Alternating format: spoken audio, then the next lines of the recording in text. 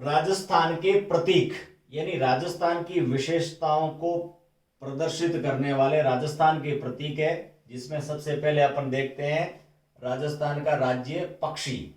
तो राज्य पक्षी है वो सन 1981 यानी 81 से गोडावण, हिंदी नाम है गोडावण, अंग्रेजी नाम है ग्रेट इंडियन बस्टर्ड और वैज्ञानिक नाम है आर्डियोटिस नाइग्रीसेप्स।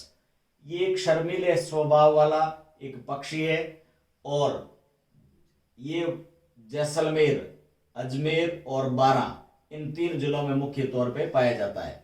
अब इसकी संख्या जो तेजी से घट रही है, तो जो इसके मुख्य कारण है वो वही कारण हो सकते हैं जो किसी भी जंगली जंतु के कम होने के कारण होते हैं। यानी जो मुख्य कारण होता है किसी जंगली जीव का जो आवास यानी जो रहने की जगह है उसकी जगह पर मनुष्य ने कब्जा कर लिया, यानी तेजी से घटने वाली रहने की जगह के कारण जंगली जीव है वो विलुप्त हो रहे हैं। और दूसरा कारण होता है इनका शिकार करना, तो शिकार और आवास की कमी के कारण है वो जंगली जीव कम हो रहे हैं। ये 1981 से हमारा राजकीय, राजस्थान का राजकीय पक्षी है। दूसरा अपन देखते हैं राजकीय पशु, यानी राजस्थान का राजकीय पशु। इसमें 2 कैटेगरी है, एक तो जंगली जीव जिसका उत्तर है चिंकारा, अंग्रेजी नाम है गजेलो और इसका वैज्ञानिक नाम है सर्विकैप्रा एंटीलोप, यानी एंटीलोप सर्विकैप्रा। यानी ये बकरी के स्वभाव का होता है, हिरण चिंकारा कहते हैं। राजस्थान में सलमान खान का एक विशेष प्रकरण है, वही चिंकारा है वो हमारा राजकीय पशु है।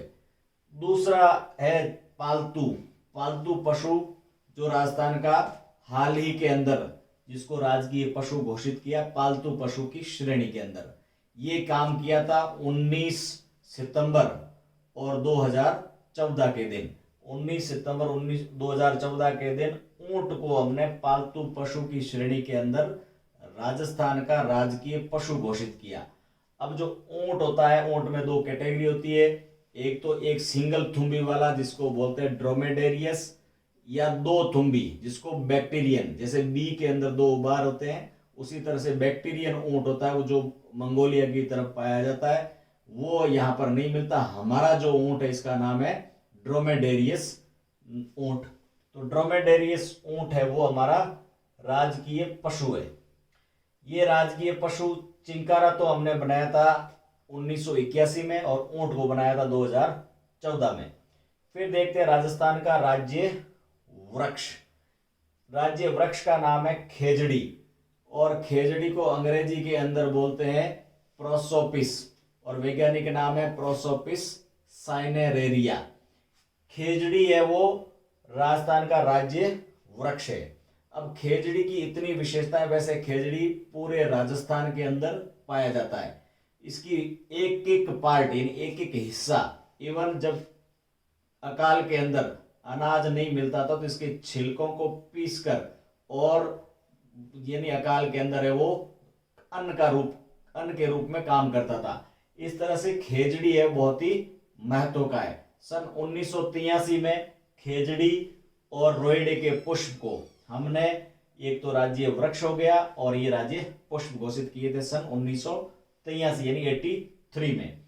अब खेजड़ी की और विशेषताएं होती है कि खेजड़ी के अंदर पत्ती होती है, उसके अंदर नाइट्रोजन को बांधने की क्षमता होती है, जड़ों के अंदर होती है नाइट्रोजन को बांधने की क्षमता होती है।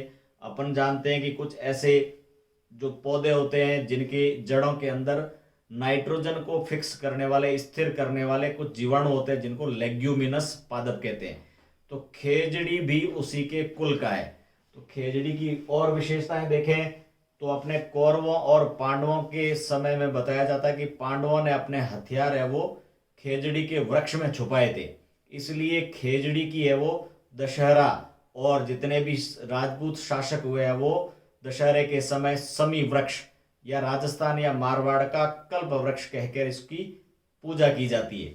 यानी इस तरह से खेजड़ी, और इसकी जो फली होती है उसको बोलते हैं सांगरी, इसके पुष्प होता है इसको मिंजर बोलते हैं। तो ये इन विशेषताओं वाला वृक्ष है खेजड़ी। फिर देखते हैं 1983 में राजस्थान का राज्य पुष्प चटकीले के रंग का होता है और मुख्य रूप से मरुस्थल के अंदर मिलता है जिसको बोलते हैं रोहिड़ा। अब रोहिड़ा मारवाड़ का टीक यानी मजबूत सागवान के तरह का लकड़ी देने वाला एक पेड़ है। अब इसके ऊपर चटकीले पुष्प लगते हैं और इन पुष्प की विशेषता ये होती है कि रंग के साथ में एक विशेष ऋतु यानी जो सर्दी के बाद में है ये वैसे खिलते हैं। तो ये है राजस्थान का राज्य पुष्प। इसके बाद देखते हैं राजस्थान का राज्य खेल। 5 खिलाड़ियों से जो खेले जाने वाला खेल है जिसको बोलते हैं बास्केटबॉल, ये राजस्थान का राज्य खेल है। सन 1948 में इसको राज्य खेल घोषित किया था।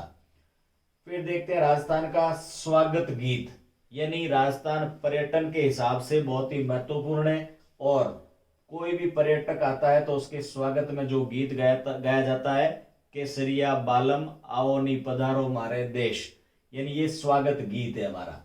फिर देखते हैं राजस्थान का लोक नृत्य। भील जनजाति का एक लोक नृत्य है जिसको घूमर कहते हैं और बहुत ही लंबा चलने वाला एक घूमर नृत्य और घूमर उत्सव, घूमर पर्व मनाया जाता है जिसके अंदर घूमना यानी गोल गोल घूमना है। इसको राजस्थान की आत्मा भी कहते हैं। इसी तरह से राजस्थान का शास्त्रीय नृत्य है जिसको बोलते हैं कथक। कथक तो मुख्य रूप से उत्तर प्रदेश के जो भी महलों के अंदर इसका होता था नृत्य, लेकिन इसकी शुरुआत है वो जयपुर से होती है और कथा कहते हुए जो नृत्य किया जाता है उसको कथक कहते हैं। तो इस तरह से जो राजस्थान के प्रतीक है वो राजस्थान की एक विशेष स्थिति को बतलाते हैं।